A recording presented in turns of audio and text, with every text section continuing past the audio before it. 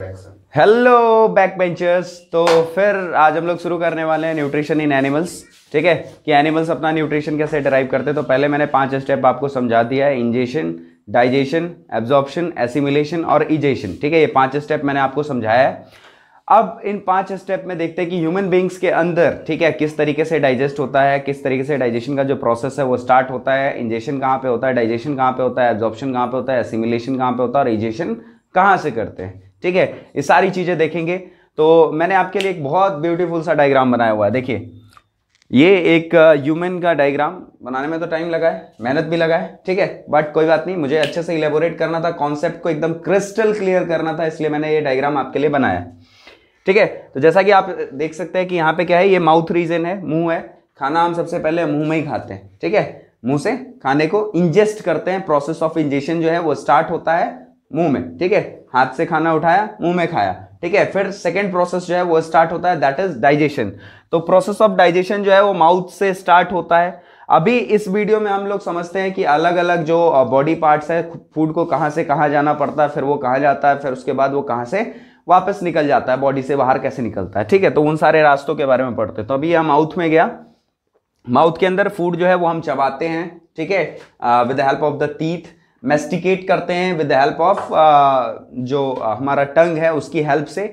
Salivary glands होते हैं, salivary glands की मदद से हम क्या करते हैं, सलाइवा प्रोड्यूस करते हैं। सलाइवा मतलब क्या कि कोई भी टेस्टी फूड जो या फिर जो हमारे मनपसंद जो खाना होता है, हमारे आसपास कहीं भी हमने गोलगप्पा देख लिया, चाट देख लिया, जो भी हमें पसंद है, ठीक है, वो देखने के बाद क्या होता है, हमारे मुंह से लार आने लगता है, सलाइवा आने लगता है। ठीक है, तो वो सलाइवा कहाँ पे प्रोड्यूस होता है, माउथ के अंदर। माउथ के अंदर क्या होता है कि सेलिवरी ग्लैंड्स होते हैं जो कि सलाइवा को प्रोड्यूस करते हैं। ठीक है, सेलिवरी ग्लैंड सलाइवा को प्रोड्यूस करते हैं। चबाया हमने, उसके साथ मेस्टिकेट किया with the help of tongue.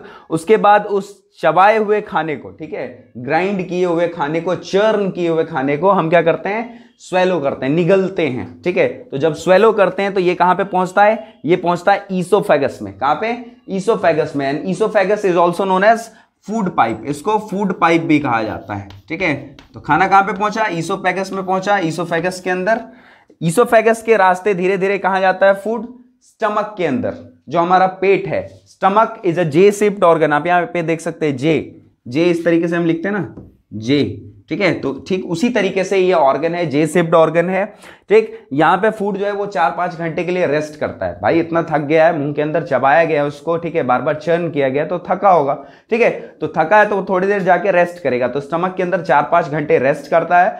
उस प्रोसेस में, उस दौरान में क्या होता है, वहां पे हाइड्रोक्लोरिक एसिड होता है, पेप्सिन होता है, ठीक है, और म्यूकस होता है। ये तीनों क्या करते हैं, अपना अपना जो फंक्शन है वो परफॉर्म करते हैं। म्यूकस क्या करता है, HCl से हमारे स्टमक को प्रोटेक्ट करने का काम करता है। ठीक है, तो इसके बारे में डिटेल्ड, हर एक ऑर्गन का हम डिटेल्ड वीडियो देखेंगे कि वहां पे पहुंचा तो फूड के साथ क्या हुआ। ठीक है, कैसे उसका स्वागत किया जाता है और कैसे उसको विदा किया जाता है, भेजा जाता है, उन सारी चीजों के बारे में हम डिटेल्ड में देखेंगे। ठीक है, तो अभी फिलहाल स्टमक में 4-5 घंटे आराम करने के बाद फूड एकदम रिलैक्स है। अब वो क्या है, आगे की तैयारी, आगे की सवारी करने के लिए एकदम तैयार है। तो फिर वो कहां चला जाता है, वो जाता है स्मॉल इंटेस्टाइन में।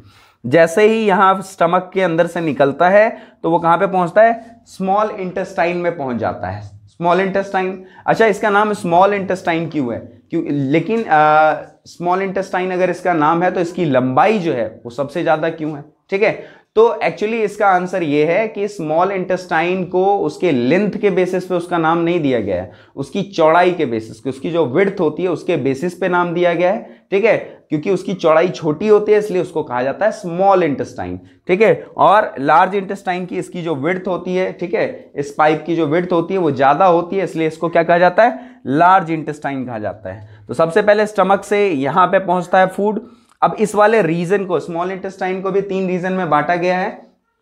एक है डियोडिनम, फिर है जेजुनम और इलियम। तो डियोडिनम वाले रीजन में क्या होता है, स्टमक के अंदर से फूड जाता है। ठीक है, जब यहां पे जा रहा होता है तो आप यहां पे देख सकते हैं 2 चीजें, एक है हमारा लिवर, ठीक है, लिवर के अंदर क्या है, गॉल ब्लैडर है। गॉल ब्लैडर क्या करता है, बाइल जूस सिक्रीट करता है। ठीक है, वही बाइल जूस सिक्रीट करता है जो कि फूड के डाइजेशन में हमारा हेल्प करता है, फैट्स के डाइजेशन में हमारा हेल्प करता है। ठीक है, फिर यहां पे पैनक्रियाज, ठीक है, पैनक्रियाज तो पैनक्रियाज और बाइल जूस, यहाँ पे जो लिवर है वो दोनों क्या करते हैं, अपना अपना जूस सिक्रीट करते हैं और दोनों एक कॉमन ओपनिंग से, मतलब एक ही जगह से दोनों क्या करते हैं, मिक्स करके, ठीक है, मिक्स करके यहाँ पे इसमें मिला देते हैं, ठीक है। अब ये दोनों सोच के रखते हैं कि पहले से हम लोग क्या करेंगे, साथ में चलेंगे, ठीक है।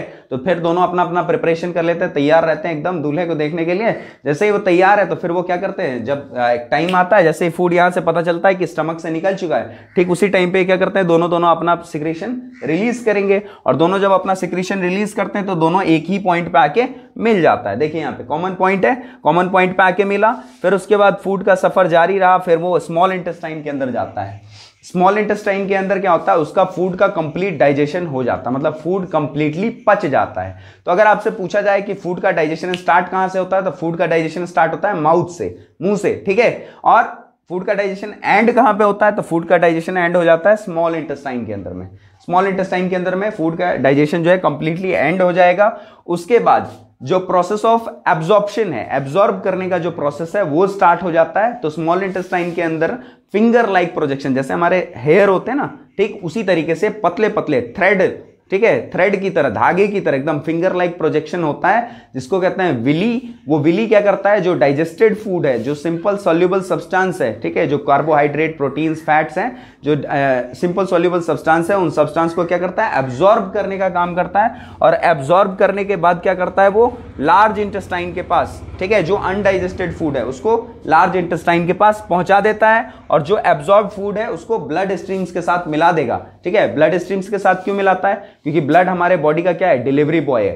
पूरे बॉडी में उसका नेटवर्क इतना तगड़ा और इतना बड़ा है कि अगर किसी भी सेल के पास कुछ भी डिलीवर करना है तो वो कौन कर सकता है, ब्लड कर सकता है, ठीक है। कुछ भी पहुंचाना हो, आपको दवाई पहुंचाना, आपको हार्मोन पहुंचाना, आपको वहां से वेस्ट लेके आना, आपको वहां से कार्बन डाइऑक्साइड लेके आना, आपको वहां से ऑक्सीजन पहुंचाना है, फूड पहुंचाना है, कुछ भी पहुंचाना है, ठीक है। सबसे तगड़ा और सबसे तेज नेटवर्क जियो का नहीं, एयरटेल का नहीं, किसका है, ब्लड का है, ठीक है।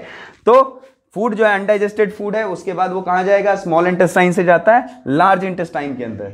लार्ज इंटेस्टाइन में जाने के बाद, लार्ज इंटेस्टाइन को भी जनरली 3 पार्ट में बांटा गया है। एक है सीकन, कॉलन और रेक्टम। सीकन, कॉलन, रेक्टम, ठीक है, याद रख लीजिएगा, सीकन, कॉलन और रेक्टम 3 जोन में बटा हुआ है। तो ये वाला सीकन है। अच्छा, यहाँ पे देखिए लार्ज इंटेस्टाइन में, जैसे ही यहाँ स्मॉल इंटेस्टाइन से लार्ज इंटेस्टाइन में जाता है तो यहाँ पे एक स्मॉल वेस्टिजियल ऑर्गन है, ठीक है। वेस्टिजियल पार्ट क्यों कहा जाता है, क्योंकि इसका कोई यूज नहीं है। एक्चुअली क्या होता है, जब फूड डाइजेस्ट होता है और अगर कुछ फैट ड्रॉपलेट वगैरह कुछ भी रह जाता है तो यहाँ पे क्या हो जाता है, धीरे धीरे ये जमता चला जाता है और उसमें क्या हो जाता है, वो पत्थर की तरह हो जाता है, ठीक है। तो पत्थर की तरह हो जाता है तो फिर उसका ऑपरेशन भी होता है। आपने सुना होगा अपेंडिक्स के ऑपरेशन के बारे में, आपने सुना होगा कि बहुत सारे लोगों का अपेंडिक्स का ऑपरेशन होता है, पेट में दर्द स्टार्ट हो जाता है, ठीक है। तो यहाँ पे अपेंडिक्स होता है। अपेंडिक्स के बाद यहाँ से स्मॉल इंटेस्टाइन से फूड कहाँ एंटर करता है, लार्ज इंटेस्टाइन में एंटर करता है। और लार्ज इंटेस्टाइन में एंटर करने के बाद, लार्ज इंटेस्टाइन में जाने के बाद धीरे धीरे फूड जो है उसमें एब्जॉर्प्शन या रीएब्जॉर्प्शन का जो काम है वो स्टार्ट होता है। रीएब्जॉर्प्शन का काम कैसे स्टार्ट होता है, तो जो भी चीज स्मॉल इंटेस्टाइन के अंदर स्मॉल इंटेस्टाइन एब्जॉर्ब नहीं कर पाता है, जैसे कि वाटर हो गया, मिनरल हो गया, ग्लूकोज हो गया, फैट्स हो गया, प्रोटीन्स हो गया, कुछ भी अगर छूट गया है, उसका एब्जॉर्प्शन नहीं हो पाया, वो छुप गया था, ठीक है, अनडाइजेस्टेड फूड मटेरियल के अंदर, तो उसको लार्ज इंटेस्टाइन क्या कर लेता है, एब्जॉर्ब कर लेता है। मतलब ये कुछ भी नहीं छोड़ना चाहता है ऐसा जो हमारे बॉडी को जरूरत हो, जो कि फूड के अंदर हो और इससे छूट जाए, ऐसा कोई काम नहीं चाहता। इसलिए उसको क्या कर लेता है, रीचेक कर लेता है, दोबारा से चेक कर लेता है, और अगर कोई चीज छूटा हुआ है तो उसको रीएब्जॉर्ब कर लेता है। रीएब्जॉर्प्शन का काम स्टार्ट होता है। अच्छा, रीएब्जॉर्प्शन का काम स्टार्ट होने के बाद वो कहां पे पहुंचता है, रेक्टम के पास पहुंचता है, ठीक है, रेक्टम के पास पहुंचता है। और रेक्टम के बाद, ठीक है, जब कंप्लीटली वहां पे सारा काम हो जाएगा तो एक प्रेशर बनता है, एक मेंटल अर्ज आता है कि अब हमको क्या करना है, वेस्ट जो है बॉडी से रिमूव करना है, ठीक है। तो जब वेस्ट रिमूव करने का अर्ज आता है तो हम वॉशरूम जाते हैं, ठीक है, टॉयलेट जाएंगे, उसके बाद क्या कर लेंगे, वेस्ट को रिमूव कर लेंगे थ्रू एनस, ठीक है। तो एनस के थ्रू उसको हम निकाल देते हैं। तो माउथ से लेके एनस तक का ये जो ये रास्ता है, जो ये सफर है, इसको क्या कहा जाता है, एलिमेंट्री कैनाल कहा जाता है, ठीक है, इसको कहा जाता है एलिमेंट्री कैनाल। और ये लगभग 9 मीटर लंबा होता है, ठीक है, 9 मीटर लंबा होता है।